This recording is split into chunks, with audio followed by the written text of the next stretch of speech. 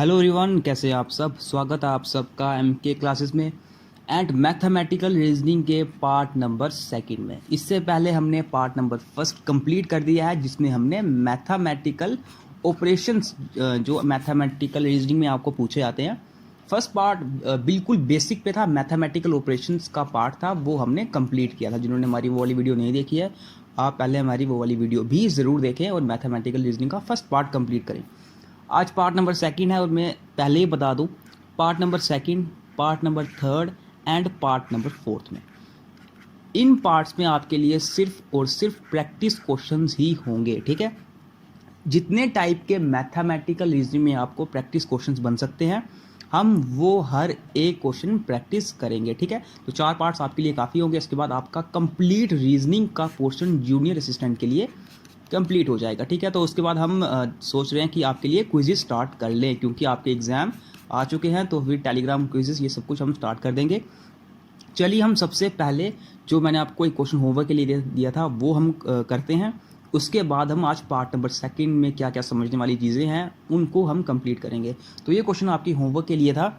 अब यहाँ पर क्या है, देखो इस तरह की आपको एक क्वेश्चन दी गई है। सबसे पहले 399 है, उसके बाद है एंड। अब देखो एंड किसको डिनोट कर रहा है, एंड डिनोट कर रहा है डिवाइडेड बाय को, तो यहाँ पर हुआ डिवाइडेड बाय। फिर है 19, देन एट द रेट किसको डिनोट कर रहा है, मल्टीप्लिकेशन के साइन को, मल्टीप्लिकेशन का साइन डाला, देन देर इज 21। फिर आगे है परसेंट, परसेंट किसको डिनोट कर रहा है, सब्ट्रैक्शन को, फिर 41 है आगे, and there is star, star किसको डिनोट कर रहा है, एडिशन को, और फिर है 100 एंड क्वेश्चन मार्क। तो ये क्वेश्चन किस तरह किए जाते हैं, आपको बोर्ड मास का रूल पता होगा। ठीक है, बीओडी बोर्ड मास रूल के अनुसार हमें ये क्वेश्चंस करने होते हैं। इस रूल के अनुसार सबसे पहले देखो क्या कहीं ब्रैकेट है, ऑफ है, तो ये कहीं पर भी नहीं है। सबसे पहले हम करेंगे divide according to the rule. सबसे पहले हमें करना पड़ेगा डिवाइड। तो 399 को आप 19 से डिवाइड करो। 19 टू ज़ा 38, 19 वन ज़ा 19। यहाँ पे है 21, फिर है मल्टीप्लाई 21 माइनस 41 प्लस 100। ठीक है, अब देखो उसके बाद क्या बोलेगा, मल्टीप्लीकेशन। तो 21 इंटू 21 जो होता है 441। ठीक है, माइनस 41 प्लस 100, इस तरह का आपका ये बन जाएगा। तो जब आपके इक्वेशन में सिर्फ प्लस माइनस का ही सिंबल्स बच जाएं, तो आप जैसे मर्जी इसको सॉल्व कर सकते हैं। चाहे पहले इसको प्लस कर लो या पहले इसको माइनस कर लो। तो 400 को 41 से माइनस करोगे, 441 को 41 से माइनस करोगे, आएगा 400 प्लस 100 है, तो ये क्या बन जाएगा, ये बन जाएगा 500। तो कौन सा ऑप्शन सही हो जाएगा, ऑप्शन बी यहाँ पर ही होगा इसका राइट आंसर। ठीक है, बिल्कुल सिंपल क्वेश्चन था दोस्तों। ये फर्स्ट टाइप में ऐसे ही क्वेश्चंस आपको सिंपल क्वेश्चंस पूछे जाते हैं। चलिए हम आज के टाइप को स्टार्ट करते हैं, और आज हमारा चलेगा टाइप नंबर सेकंड पर। सबसे पहली चीज़ आपको क्या क्या चीज़ यहाँ पर जानने की ज़रूरत है कि आखिर मैथमेटिकल रीजनिंग में क्वेश्चंस किस तरह के पूछे जाएंगे। दोस्तों, मैथमेटिकल रीजनिंग ये एक तरह का आपका अरिथमेटिक रीजनिंग का ही पार्ट है, यानी कि मैथ्स का ही पार्ट है। लेकिन क्योंकि रीजनिंग पोर्शन में ये आता है, सिंपल इसमें चीज़ ये है, जितने भी आपके मैथ्स के टॉपिक हैं उन सब का बेसिक, सिर्फ और सिर्फ बेसिक आपको मैथमेटिकल रीजनिंग में पूछा जाएगा। ये बात समझ आई, यानी कि चाहे वो कोई भी टॉपिक हो, speed, distance, time, time and work, या फिर एवरेज हो गया, एलसीएम एचसीएफ हो गया, जितने भी आपके मैथ्स के टॉपिक है। अब आपको पता होगा कि जो चीज़ आपको मैथ्स में आती है उसमें क्वाइट आपको सॉल्व करने पड़ते हैं क्वेश्चन। ठीक है, आंसर सॉल्व करना पड़ता है। यहाँ पर मैथमेटिकल रीजनिंग में आपको सिर्फ बेसिक पर ही, मैथ्स के बेसिक पोर्शन पर ही, यानी कि बिल्कुल सिंपल क्वेश्चंस पर आपको यहाँ पे क्वेश्चंस पूछे जाते हैं। तो क्या क्या इसमें आपको आना चाहिए, एक तो मैथ्स का बेसिक आपका अच्छा होना चाहिए। ठीक है, एंड दूसरी चीज़ आपका लॉजिक भी जो आप यूज़ करते हो वो भी सही होना चाहिए। लॉजिकल क्वेश्चंस, बिल्कुल सिंपल क्वेश्चंस दोस्तों यहाँ पर आएंगे। क्वेश्चंस हम प्रैक्टिस करते हैं, एक एक करके क्वेश्चन करते हैं, आपको खुद पता चल जाएगा कि क्वेश्चन कुछ खास डिफिकल्ट नहीं है as compare to the mathematical part, जो आपका न्यूमेरिकल एबिलिटी का पार्ट है जूनियर असिस्टेंट में। ठीक है, तो लास्ट पार्ट रहेगा ये मैथमेटिकल रीजनिंग का। इसकी टाइप सेकंड के क्वेश्चंस आज हम स्टार्ट करते हैं, और फर्स्ट क्वेश्चन दोस्तों ये रहा आपके सामने। अब आप क्वेश्चन ध्यान से पढ़िए। If a train 150 meter long crosses a pole in 12 seconds, then what is the speed of the train in kilometre per hour? Question पढ़ के आपको समझ आ गया होगा कि ये स्पीड डिस्टेंस टाइम का क्वेश्चन पूछा गया हुआ है। तो बेसिक फॉर्मूला क्या था अगर आपको याद होगा, distance is equals to speed into time. तो अगर मुझे स्पीड निकालनी है तो स्पीड का फॉर्मूला क्या हो जाएगा, speed is equals to distance upon time. ये है basic formula of speed distance and time, और इसी बेसिक फॉर्मूला पे ये क्वेश्चन आपका सॉल्व होगा। अब देखिए क्या क्या गिवन है। इफ ट्रेन कितनी मीटर लॉन्ग है दोस्तों, 150 मीटर लॉन्ग आपको यहाँ पर ट्रेन दी गई है। ये एक पोल को क्रॉस करती है कितने टाइम में, 12 सेकंड्स में। यानी कि आपको डिस्टेंस भी मिल चुका है और आपको टाइम भी मिल चुका है, आपको सिर्फ स्पीड निकालनी है।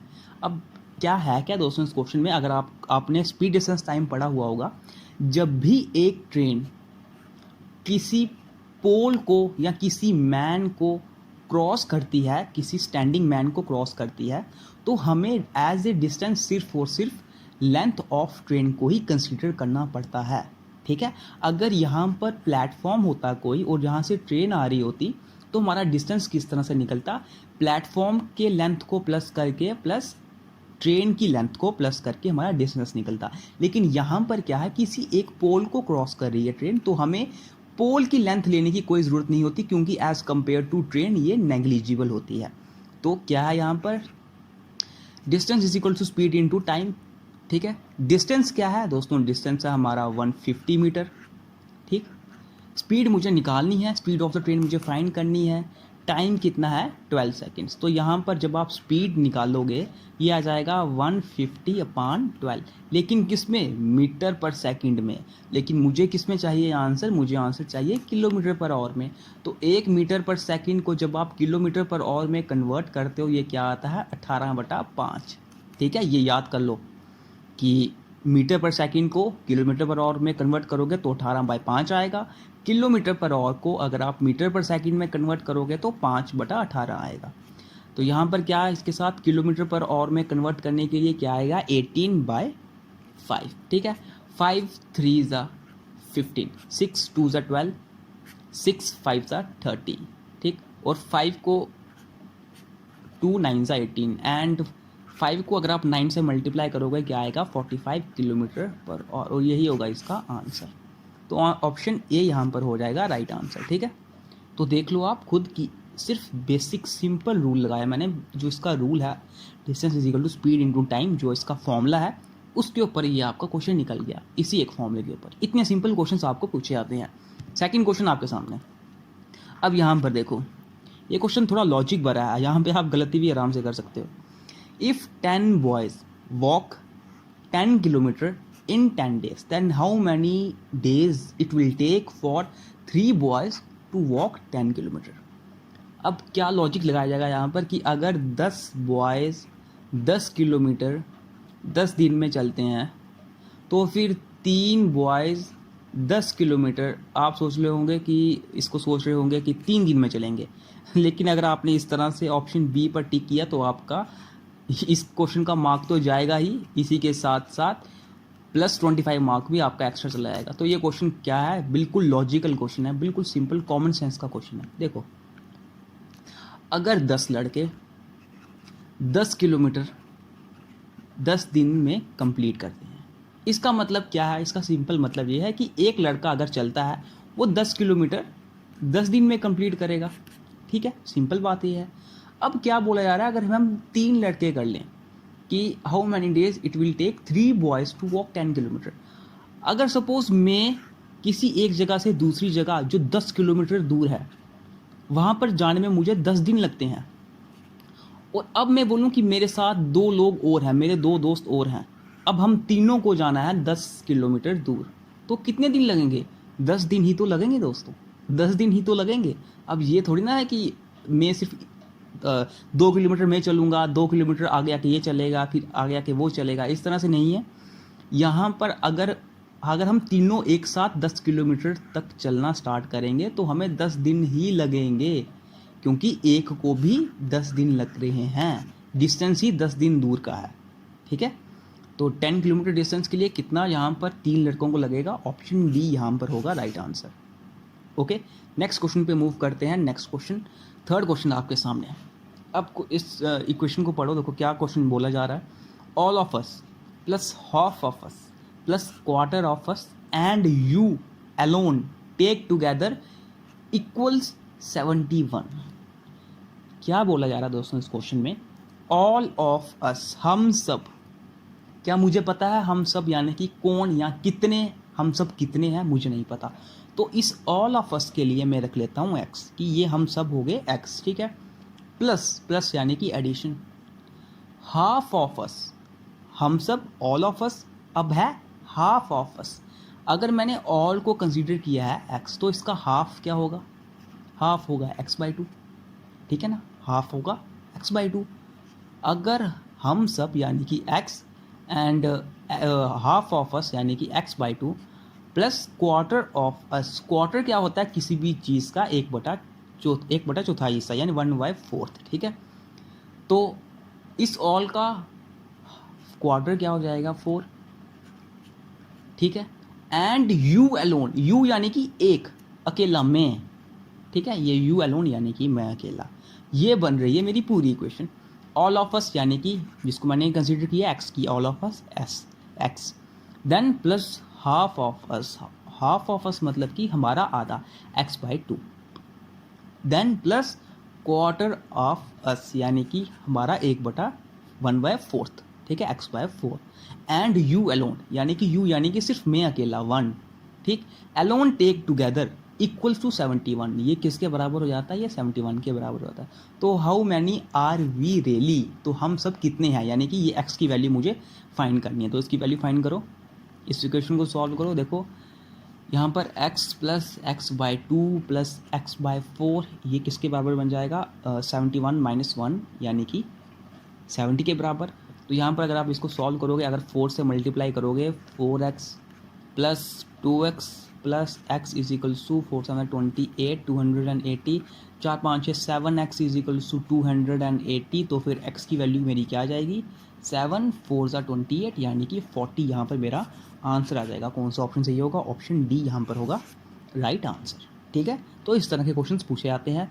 एक और क्वेश्चन हम करते हैं। नेक्स्ट क्वेश्चन दोस्तों आपके सामने ये रहा। अब देखो इस क्वेश्चन में क्या बोला जा रहा है। If the amount Rama has is more than what Ravi has by 1/3 and Ravi has 4 rupees less than Rama, what is the amount in rupees that Rama has. Simple question है, ध्यान से देखो। If the amount Rama has, अगर जो अमाउंट रामा के पास है वो कितना ज़्यादा है रवि से? वो 1/3 ज़्यादा है। यानी कि अगर मैं क्या कंसीडर करूं कि रवि के पास अगर किसी भी चीज़ का x अमाउंट है, ठीक है, x उसके पास कुछ अमाउंट है किसी भी चीज़ का, तो रामा के पास कितना हो जाएगा?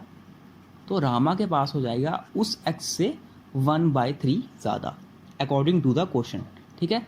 यानी कि उस x का 1/3 और ज़्यादा, तो वो कितना हो जाएगा? लगभग x/3, ठीक है। x का 1/3 x का और ज़्यादा, यानी कि x/3। देखो किस तरह से, अगर किसी के पास, मैं बोलता हूँ, अगर किसी के पास x कुछ अमाउंट है, ठीक है, एक के पास x अमाउंट है, एक मैं बोलता हूँ एक के पास कितना अमाउंट ज़्यादा है, उसी x का कितना ज़्यादा है? 1/3 और ज़्यादा है। लेकिन ये 1/3 किसका ज़्यादा है? इस x का और ज़्यादा है। तो इसलिए यहाँ पर इस तरह से ये बना, ठीक है। ये चीज़ आपको समझ आ गई होगी। अब ये तो मुझे पता चल गया कि दोनों के पास अमाउंट कितना है। रवि के पास x है, रामा के पास ये है x प्लस x/3, रामा के पास इसका अमाउंट है, ठीक है। अब आगे क्या बोल रहा है? Ravi has 4 rupees less than Rama. ये बोलता है कि रवि के पास कितना कम अमाउंट है रामा से? वो है 4 रुपीज़ कम है। इसका मतलब इन दोनों के बीच का जो डिफरेंस है दोस्तों, ये 4 रुपया है, ठीक है। इन दोनों के बीच का जो डिफरेंस है ये 4 रुपया है। और ये क्यों है? क्योंकि यहाँ पर रामा को x/3 एक्स्ट्रा मिल रहा है। यानी कि एक चीज़ आपको डायरेक्टली यहाँ पे समझ आ गई कि रामा के पास जो अमाउंट है, अगर उसको आप रवि के पास के अमाउंट से माइनस करोगे तो आपको ये 4 रुपया मिल जाएगा, जो ज़्यादा है किसका? रामा के पास ज़्यादा है किससे? रवि से। यानी कि रवि के पास कम है किससे? रामा से, ठीक है। x प्लस एक्स बाई 3 ये आ गया रामा का अमाउंट, माइनस x ये आ गया रवि का अमाउंट, किसके बराबर आ गया 4 के बराबर। ठीक है, यहाँ से अगर मैं x की वैल्यू निकालूँ तो ये x की वैल्यू हो जाएगी 12। ठीक है, 3 4 ज़ा 12। अब मुझे किसका पूछा गया है, what is the amount in rupees that Rama has. Rama के पास क्या अमाउंट होगा, रामा के पास क्या अमाउंट है x प्लस एक्स बाई 3। तो यहाँ पर x देखो 12 और यहाँ पर 12 बाई 3, 3 4 ज़ा 12, 12 प्लस 4 यानी कि 16 यहाँ पर होगा राइट आंसर। ऑप्शन ए यहाँ पर होगा इसका राइट आंसर। ठीक है, मुझे उम्मीद है आपको ये क्वेश्चन समझ आया होगा। अगर कन्फ्यूज़न है मैं आपको फिर से एक बार ये समझा देता हूँ, मुझे 2 मिनट लगेंगे सिर्फ। ठीक है, मैं फिर से आपको ये बताता हूँ।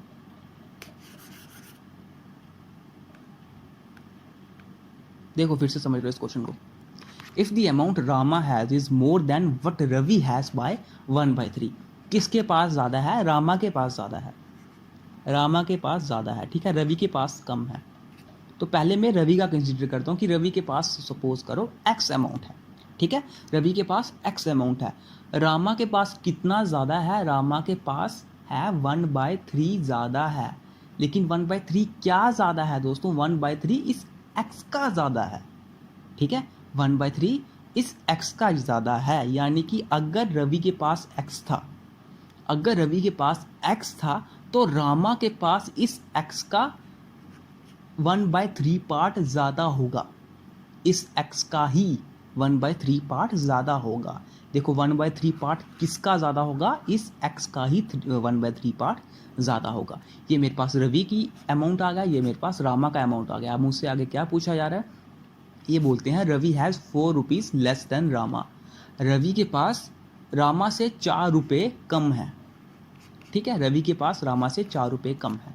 अब मुझे आप खुद बताओ क्यों ये 4 रुपये रवि के पास कम होंगे, या फिर इन शॉर्ट रामा के पास रवि से 4 रुपये ज़्यादा है। तो ये गैप क्यों आ रहा है दोस्तों ये गैप इसलिए आ रहा है क्योंकि यहाँ पर x/3 एक्स्ट्रा है, x/3 एक्स्ट्रा है, और ये x/3 जो एक्स्ट्रा है ये क्या है, ये है ये 4 रुपये जो रवि के पास कम है। ठीक है, ये वही चीज़ है। तो यहाँ से x की वैल्यू क्या आ जाएगी, 4 3 ज़ा 12। मुझे किसकी फाइंड करनी है, मुझे रामा की फाइंड करनी है। 12 प्लस 12/3, 3 4 ज़ा 12, तो यहाँ पे आ जाएगा 16। ऑप्शन ए यहाँ पर होगा राइट आंसर। तो आपको जिस मेथड से, दोनों में से जिस भी मेथड से करना हो आप आराम से कर सकते हैं।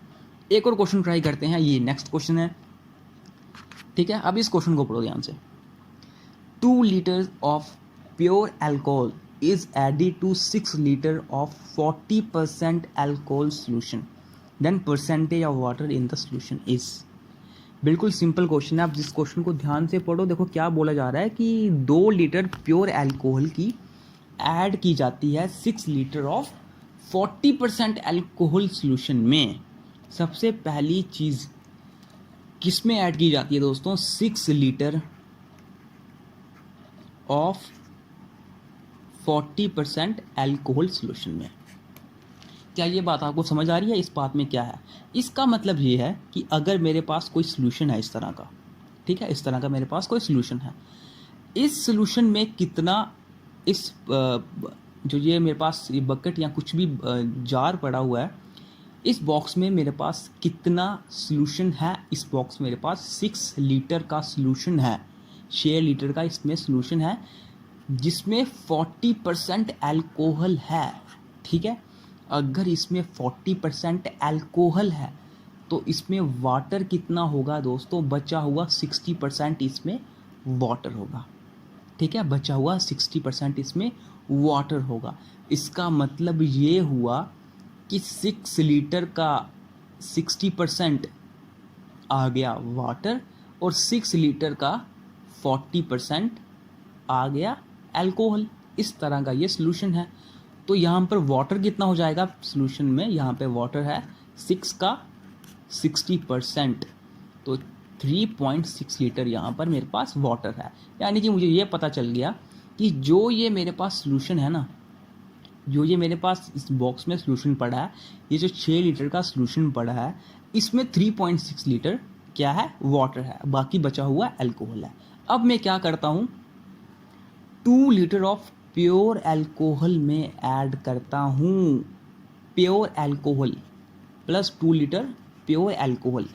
प्योर अल्कोहल मतलब कि वो अल्कोहल जिसमें बिल्कुल भी पानी ऐड नहीं है। अब जब दोस्तों मैं इस 6 लीटर में 2 लीटर प्योर अल्कोहल भी डालूंगा तो ये कितना सोल्यूशन बन जाएगा?